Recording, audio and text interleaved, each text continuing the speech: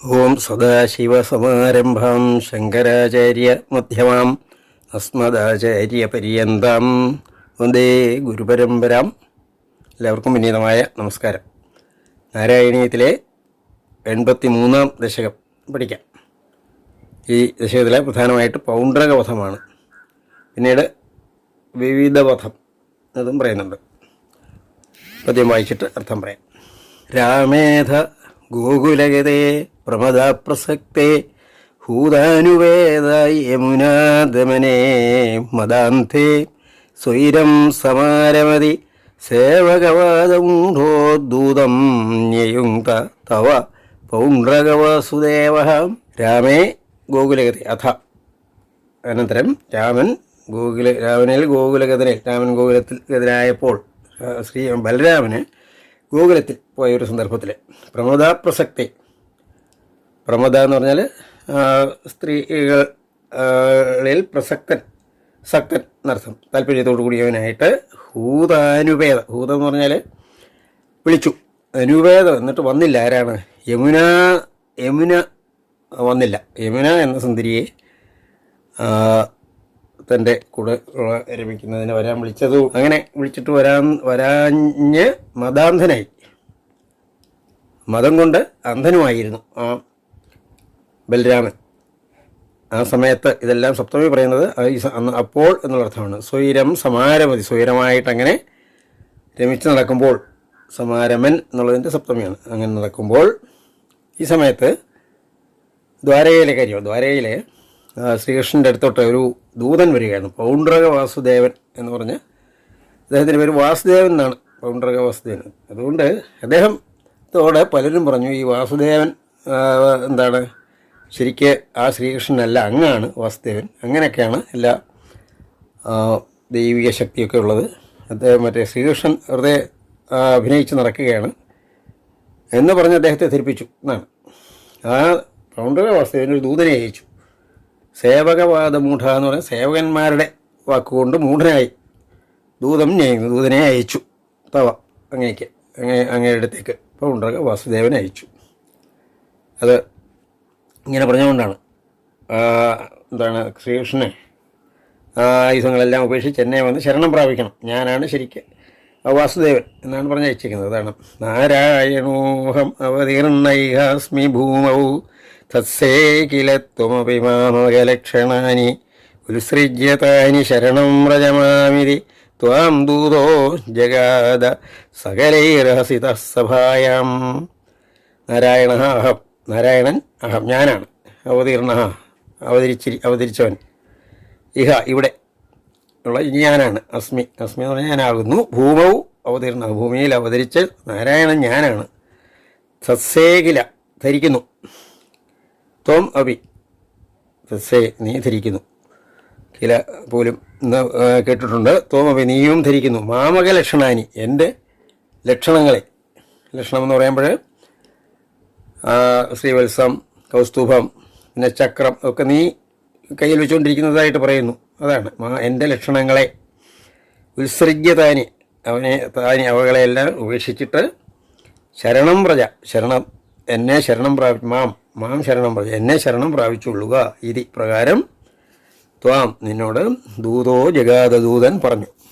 സകലൈർ ഹസിത സഭയിൽ സകലൈഹി ഹസിത എല്ലാവരാലും ചിരിക്കപ്പെട്ടവനായിട്ട്. ഇത് പറഞ്ഞപ്പോൾ ഉള്ളവരെല്ലാവരും ചിരിച്ചു എന്നുള്ളത്. ദൂതേഥ യാദവതി യാദവസൈര്യൈസ്ത്വം യാതോദ്ദർശിത വപൂക്കിര പൗണ്ഡ്രകീയം താവേന വക്ഷസി കൃതാംഗം അനൽപമൂല്യ ശ്രീകൗസ്തുഭം മകരകുണ്ടലപീതചേലം. ദൂതേ യാദവതി, ദൂതൻ പോയപ്പോൾ അഥ യാദവ സൈനികൈഹി, സേനകളോടൊപ്പം ത്വം യാദ പോയവനായി ദദർശിത കണ്ടു. എന്താണ്? വപുഹുക്കില പൗണ്ഡ്രകീയം വപു, പൗണ്ഡ്രകൻ്റെ വപു ശരീരം, കില അവയവമാണ്. പൗണ്ഡ്രകീയം വപു ദദർശിത കണ്ടു. താപേന വക്ഷസി കൃതാംഗം. അപ്പോൾ ഈ ശ്രീവത്സം മറുക് വേണമല്ലോ. മറുക് പണ്ട് ഭൃഗു മഹർഷി പരീക്ഷിക്കാൻ പോയപ്പം മഹാവിഷ്ണുവിൻ്റെ നെഞ്ചത്ത് അറിഞ്ഞുകൊണ്ടാണ് ചവിട്ടിയും മറുകൊണ്ടായതെന്ന കഥയുണ്ടല്ലോ. അപ്പോൾ അങ്ങനെയുള്ള മറുകിന് പകരം ഇവിടെ ഈ പൗണ്ഡ്രകൻ എന്ത് ചെയ്തിരിക്കുന്നു? ചൂട് ഉള്ള വസ്തു നെഞ്ചത്ത് വെച്ച് അവിടെ ഒരു മറുണ്ടാക്കി. അതാണ് താപേന, ചൂടുകൊണ്ട് വക്ഷസിൽ അംഗമടയാളം ചെയ്ത അടയാളത്തോടു കൂടിയവനായിട്ട്. പിന്നെ അനൽപമൂല്യ ശ്രീ കൗസ്തുഭമാണ്, വളരെ വിലപിടിച്ച അല്പമൂല്യമല്ലാത്തത് ഒരു രത്നം കൗസ്തുഭം. പിന്നെ മകരകുണ്ടല പീതജലമുണ്ട്. മകരകുണ്ടലങ്ങൾ, വസ്ത്രപീതം, മഞ്ഞ പട്ട് ഒക്കെ എടുത്താണ് അവിടെ ഇരിക്കുന്നത്. അടുത്ത് വരി നോക്കാം. കാളായസം നിജ സുദർശനമസ്യ കാലാനലോത്കരകിരേണ സുദർശനേന ശീർഷം ചകർത്തിഥ മമർദ്ദിതസ്യ ശേരം തന്മിത്ര കാശിവ ശിരോപി ചകർത്ഥ കാശ്യം. കാളായസം എന്ന് പറഞ്ഞാൽ കാരിരുമ്പ് കൊണ്ടുള്ളത്. അത് ഒരു ചക്രം കൈ വെച്ചിരിക്കുകയാണ്. നിജ സുദർശനം, തൻ്റെ കയ്യിലിരിക്കുന്ന ഈ പൗണ്ടകൻ്റെ സുദർശനത്തെ അസ്യത എന്ന് പറഞ്ഞാൽ അത് എറിഞ്ഞു എന്നാണ്. ശ്രീകൃഷ്ണനെ കണ്ടപ്പോൾ അത് ശ്രീകൃഷ്ണൻ്റെ നേരെ എറിഞ്ഞു, അതാണ്. പക്ഷേ ശ്രീകൃഷ്ണൻ എന്ത് ചെയ്തു? അസ്യ ഇവൻ്റെ ശിരസ് കാലാനലോത്കരകിരേണം, കാലാനലൻ, അഗ്നി, അതുപോലെ ഉത്കരമായ കിരണം, രശ്മികളുള്ള സുദർശനത്താൽ, തൻ്റെ കയ്യിലുള്ള സുദർശനത്താൽ അസ്യ ശീർഷം ഇവൻ്റെ ശിരസ് ചകർത്തിഥ എന്ന് പറഞ്ഞാൽ ഛേദിച്ചു എന്നർത്ഥം. ഇവിടെ മമർദിഥജ അസ്യ സേനാം മമർദിഥജ ഇവൻ്റെ സേനയെയൊക്കെ മർദ്ദിക്കുകയും ചെയ്തു, തോൽപ്പിക്കുകയും ചെയ്തു. അപ്പോൾ നേരെ ചെന്ന് ചെയ്യുകയല്ല, ചെന്നപ്പോൾ തന്നെ ആ പൗണ്ഡ്രകൻ തൻ്റെ കയ്യിലുള്ള ആയുധം കൊണ്ട്, ആ കാരിരുമ്പ് കൊണ്ടുള്ള ആയുധം കൊണ്ട് ശ്രീകൃഷ്ണനെ വധിക്കാൻ ശ്രമിച്ചു. നേരെ ശിരസ്സിന് നേരെ എറിഞ്ഞു എന്നാണ്. അപ്പോൾ ശ്രീകൃഷ്ണൻ തന്നെ തിരിച്ച് ചക്രം കൊണ്ട് ശിരസ് ഛേദിച്ചു. അപ്പോഴാണ് അവിടെ കാശിപൻ കാശിരാജാവോടുണ്ടായിരുന്നു. സുഹൃത്തുക്കളായിരിക്കുമല്ലോ, സുഹൃത്തായിരുന്നു. തന്മിത്ര, അവൻ്റെ മിത്രമായ കാശിവൻ്റെ ശിരഹാവി യുദ്ധത്തിന് വന്നു. കാശിരാജാവ് അദ്ദേഹത്തിൻ്റെ ശിരസ്സും ചകർത്ഥ കാശ്യാം എന്നാണ്, ആ കാശിയിലേക്ക് തന്നെ എറിഞ്ഞു. ആ ചക്രം കൊണ്ട് എരിഞ്ഞത് മാത്രമല്ല, നേരെ കാശിയിലേക്കത് ദൂരേക്ക് എറിഞ്ഞു എന്നർത്ഥമാണ്. കാശിയിൽ വരെ എത്തി ആ ഒരു ശക്തി കൊണ്ട്. എടുത്ത് നോക്കാം. ജാല്യേന ബാലകഗിരാവികിലാഹമേവ ശ്രീവാസുദേവ ഇതി രൂഢമതിശ്ചിരം സഹ സായുജ്യമേവ ഭവദൈക്യധിയാ ഗതോഭൂത് കോ നാമ കസ്യ സുഹൃതം കഥമിത്യവേയാത്. ജാല്യേന എന്ന് പറഞ്ഞാൽ ആ ഒരു ബുദ്ധിശൂന്യതയാണ് ഇവിടെ കുറിക്കുന്നത്. അതുകൊണ്ടും ബാലകഗിരാവി, ബുദ്ധിയില്ലാത്തവരായ ബാലകന്മാരെ പോലുള്ളവരുടെ വാക്കിനാലും, അഹമേവ കില പോലും എന്നർത്ഥമാണ്, വിവിയാണ്. അഹമേവ ഞാൻ തന്നെയാണ് ശ്രീവാസുദേവ ഇതി, ശ്രീവാസുദേവനെന്ന് രൂഢമതി, അത് അദ്ദേഹം അങ്ങനെ വിശ്വസിക്കുകയൂടെ ചെയ്തു. അതാണ്, അങ്ങനെ രൂഢമായ ബുദ്ധിയോടുകൂടിയവനായി ഞാൻ ഭഗവാനാണ് എന്നങ്ങ് വിചാരിച്ചാൽ എന്ത് ചെയ്യും? അങ്ങനെ വന്നാൽ അതിനും ശക്തി ഉണ്ടെന്നാണ് ഇവിടെ പറയുന്നത്. ചിരം, അങ്ങനെ വളരെ കാലം അങ്ങനെ വിചാരിച്ചതുകൊണ്ട്, സായുജ്യമേവ ഭവതൈക്യധിയ ഭഗവാനുമായിട്ടുള്ള ഐക്യം കൊണ്ട് സായുജ്യം തന്നെ ഗതഹ പ്രാപിച്ചവനായി, ഗതഹ അഭൂൽ പ്രാപിച്ചവനായി.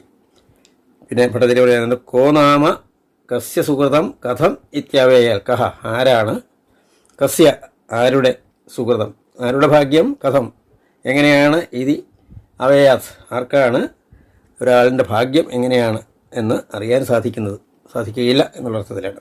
കാശീശ്വരസ്യ തനയോധ സുദക്ഷിണാഖ്യ സർവം പ്രപൂജ്യ ഭവതേ വിഹിതാഭിചാര കൃത്യാനലം കമപി ബാണരണാദിഭീതൈർഭൂതൈ കഥഞ്ജനവൃതൈ സമമഭ്യമുഞ്ചൽ.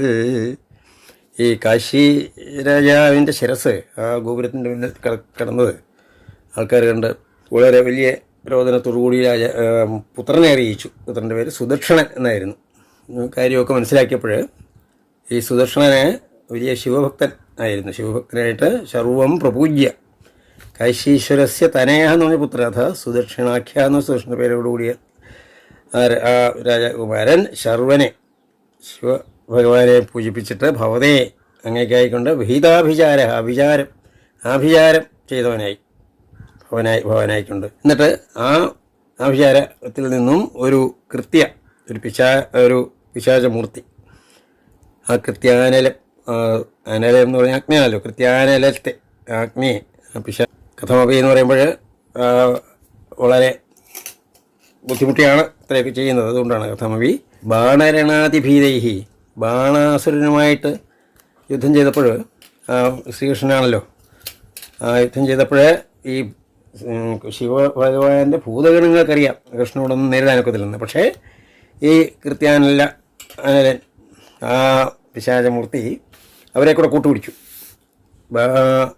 ശിവപാർഷദന്മാരെ കൂടെ. അതാ ബാണരണത്തിൽ അതിഭീതിയോടുകൂടിയവരാണ് ഭൂതൈഹി, ഭൂതഗണങ്ങളോടുകൂടി കഥഞ്ചന എങ്ങനെയോ അങ്ങനെ സാധിച്ചു. എന്നിട്ട് അവരോട് ഭൂതൈഹി വ്രതൈഹി, അവരോട് ചുറ്റപ്പെട്ടവരായിട്ട് ചുറ്റപ്പെട്ട് അവർ സമം അവരോടുകൂടി അഭ്യമുഞ്ചത് നവാൻ്റെ നേർക്ക് അയച്ചു എന്നാണ് ഈ സുദർശനൻ.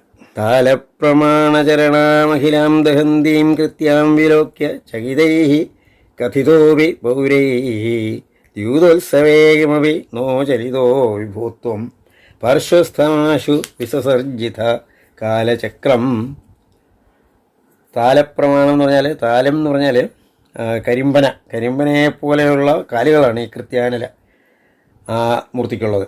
അതിലിപ്പോൾ ഉള്ള കാലുകളോടുകൂടിയ അതാണ്. പിന്നെ ചരണം, കാലാണല്ലോ ചരണം. അഖിലം ദഹന്ത്യം, എല്ലാത്തിനെയും ദഹിപ്പിച്ചുകൊണ്ടാണ് ആ അഗ്നിമൂർത്തി പോകുന്നത്. അങ്ങനെയുള്ള കൃത്യയെ കണ്ടിട്ട്. ചകിതൈഹി, ഭയപ്പെട്ടവരായ പൗരൈഹി, കഥിതാഹി, പൗരന്മാരാൽ പറയപ്പെട്ടെങ്കിലും അങ്ങയുടെ വന്ന് ഇതൊക്കെ പറഞ്ഞു. അങ്ങ് പക്ഷേ ഒരു ചൂതുകളിയിൽ ഏർപ്പെട്ടിരിക്കുകയായിരുന്നു. ദ്യൂതോത്സവത്തിലെ അങ്ങനെ ഏർപ്പെട്ടിരിക്കുന്ന അങ്ങ് പറയപ്പെട്ട അങ്ങ് കിമപി നോ ന ചലിത, ഇവിടെ ഒട്ടും തന്നെ ന ചലിത, ചലിച്ചില്ല, അവിടെ തന്നെ ഇരുന്നതേ ഉള്ളൂ. വിഭൂത്വം, നീ അവിടെ തന്നെ ഇരുത്തതേ ഉള്ളൂ.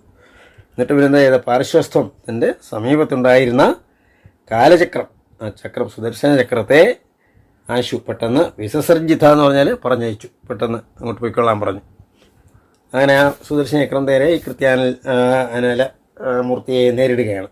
അഭ്യാപതത്യാമിതധാംനി ഭവൻ മഹാസ്ത്രേ ആഹേതി വിദ്രുതപതീ ഖലു ഘോരകൃത്യ രോഷാത് സുദക്ഷിണമദക്ഷിണചേഷ്ടിതം തമ്പു പ്രോഷ ചക്രമവീകശിവരീമഥാക്ഷീത്.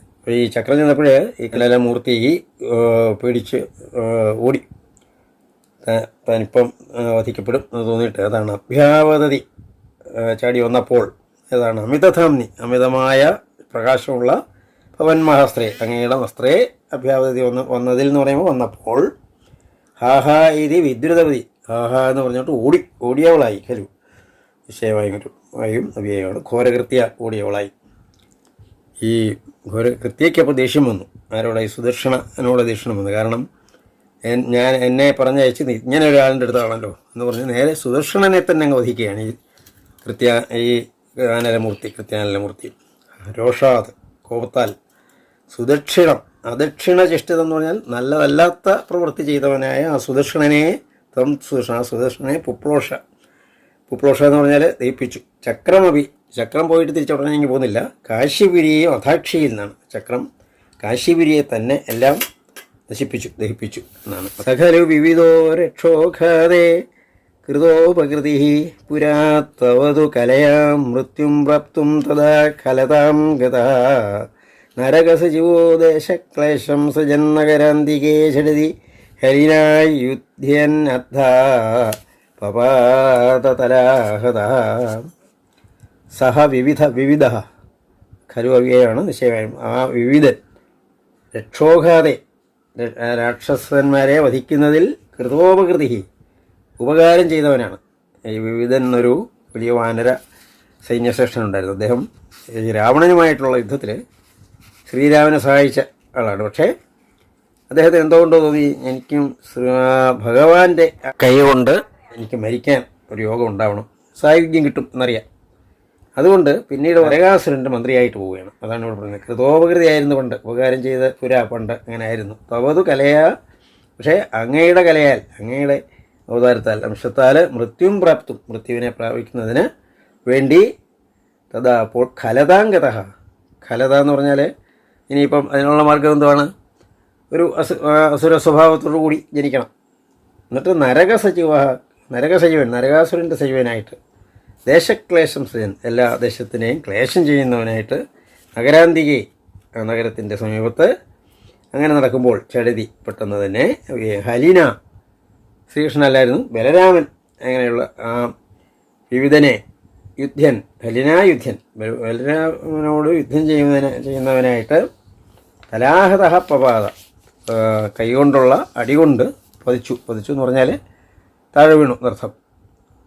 ഇതാന്ന് പറഞ്ഞാൽ പെട്ടെന്ന് തന്നെ ശരിക്കും എന്നുള്ളർത്ഥം, ശരിക്കും വീണു. സാംബം കൗരവ്യപുത്രീഹരണ നിയമിതം സാന്ത്വനാർത്ഥീ കുരൂണാം യാതസ്തദ്വാക്യരോഷോദ്ധൃത കരിനഗരോ മോചയാമാസ രാമഃ തേ ഘാത്യാഃ പാണ്ഡവേരിതി യദുപ്രതനാം നാമുചസ്ത്വം തദാനീം തം ത്വാം ദുർബോധലീലം പവനപുരപതേ താപശന്ധ്യൈ നിഷേവേ. സാമ്പന് ഭഗവാന് ജാമ്പവതിയിൽ ജനിച്ച പുത്രനാണ് സാമ്പൻ. ഈ സാമ്പനെ അല്ലേ കൗരവ്യ പുത്രീഹരണ നിയമിതം. ആ സാമ്പനെ കൗരവ്യനോട് ദുര്യോധന പുത്രിയായ ലക്ഷണയെ അപഹരിച്ചുകൊണ്ട് പോരുകയാണ്. അങ്ങനെ അപഹരണത്തിൽ കൗരവ്യപുത്രീഹരണത്തിൽ നിയമിതനായി, പക്ഷേ സാധിച്ചില്ല. അവിടെ പിടിച്ചു അവിടെ കെട്ടിയിട്ടു, ബന്ധനസ്ഥനാക്കി. അപ്പോൾ ശ്രീകൃഷ്ണനെ അവിടെ അറിഞ്ഞപ്പോൾ എന്തായാലും യുദ്ധം ചെയ്യണമല്ലോ. അപ്പം ബലഭദ്രരാമൻ പറഞ്ഞു, ബലഭദ്രരാമൻ്റെ ഒരു സൗഹൃദമുണ്ട് ഈ ദുര്യോധനന്. പണ്ട് ഗീതാശിക്ഷണത്തിലൊക്കെ യുദ്ധമൊക്കെ പഠിപ്പിച്ച ആൾ, ഈ ദുര്യോധനെ പഠിപ്പിച്ചത് ബലഭദ്രനാണ്. ബലഭദ്രൻ പറഞ്ഞ് ഞാൻ പോയി എന്ന് പറഞ്ഞ് നോക്കാമെന്ന് വിചാരിച്ച് അവിടെ ചെന്നതാണ്. സാന്ത്വനാർത്ഥി കുരൂണാം യാതഃ, സാന്ത്വനത്തിന് വേണ്ടി, അതിനെ അഭ്യർത്ഥിക്കാൻ വേണ്ടി കുരൂണാം യാതഃ, ആ കുരുദേശത്തിലേക്ക് ദേശങ്ങളിൽ പോയവനായിട്ട് തദ്വാക്യ രോഷോദ്ധൃത കരിനഗരഃ, ആ ദുര്യോധനൻ്റെ വാക്യം അങ്ങനെ സാധിക്കുകയില്ല, വിട്ടുതരത്തില്ലെന്ന് മാത്രമല്ല ചിലപ്പോൾ ശിക്ഷിക്കും എന്നുള്ള നിലയിലൊക്കെ പറഞ്ഞു. അപ്പോഴാണ് ആ വാക്യത്തിൻ്റെ രോഷം, അത് കേട്ടുള്ള രോഷമുണ്ടായി ബലരാമന്. അപ്പോൾ കരിനഗരം എന്ന് പറഞ്ഞാൽ ഹസ്തി എന്നല്ലോ, ഹസ്തിനപുരത്തെ ഉദ്ധൃതം എന്ന് പറഞ്ഞാൽ കലപ്പമുണ്ട്. ആ ഹസ്തിനപുരിയെ അതിനെ തകർക്കാൻ ഒരുങ്ങി, അതാണ് ഉദ്ധൃതമോടാണ്. ആ കലപ്പമുണ്ട് ആ നഗരത്തെ മുഴുവൻ തകർക്കും എന്ന് തുടങ്ങിയപ്പോൾ അത് മോചയാമാസ രാമഃ. പക്ഷേ അപ്പോൾ ദുര്യോധനൻ വന്ന് ക്ഷമ പറഞ്ഞു, എന്നിട്ട് മോചിപ്പിച്ചു സാമ്പനെ. കൃഷ്ണൻ ഇതൊക്കെ അറിഞ്ഞു. കൃഷ്ണൻ ഇത് കണ്ടിട്ട് കൃഷ്ണൻ മനസ്സിലായി ഈ കൗരവരെ താൻ സൈന്യം അയച്ച് അവരെ വധിക്കേണ്ട കാര്യമില്ല, അത് പാണ്ഡവർ വേണം അവരെ വധിക്കാൻ. കാരണം പാണ്ഡവർക്ക് അത്ര കൂടുതൽ ദുഃഖം ഉണ്ടാക്കിയവരാണ്. അപ്പോൾ പാണ്ഡവർ നേരിട്ട് വേണമല്ലോ വധിക്കുക. അതുകൊണ്ടാണ് തേ ഘാത്യാഹ, അവർ ഹനിക്കപ്പെടേണ്ടവരാണ്. പാണ്ഡവന്മാരാൽ എന്നിങ്ങനെ യദുപ്രതനെ യാദവ് സൈന്യത്തെ അമുചഃ എന്ന് പറഞ്ഞാൽ അയച്ചില്ല, മോചിപ്പിച്ചില്ല, പോയില്ല. യാദവ് സൈന്യം പോയില്ല. ത്വം അമുചഃ എന്ന് പറഞ്ഞാൽ നീ അയച്ചില്ല. തദാനീം, അത് അങ്ങയുടെ ലീല, അങ്ങയുടെ മനസ്സിലിപ്പോൾ ഒന്നും അറിയാൻ വയ്യാത്തതാണ്. അതാണ് തം ത്വാം, നിന്നെ ദുർബോധലീലം, അങ്ങയുടെ ലീല ബോധ്യപ്പെടാൻ സാധിക്കാത്തതാണ്. അതാണ് ദുർബോധലീലം. അങ്ങനെയുള്ള പവനപുരപതേ ഗുരുവായൂരപ്പ താപശാന്തിയെ നിഷേവേ, ദുഃഖശാന്തിക്കായിക്കൊണ്ട് ഞാൻ സേവിക്കുന്നു, ഞാൻ അങ്ങയെ സ്തുതിക്കുന്നു, തൊഴുന്നു എന്നുള്ളർത്ഥം. സർവത്ര ഗോവിന്ദനാമസങ്കീർത്തനം. ഗോവിന്ദ ഗോവിന്ദ.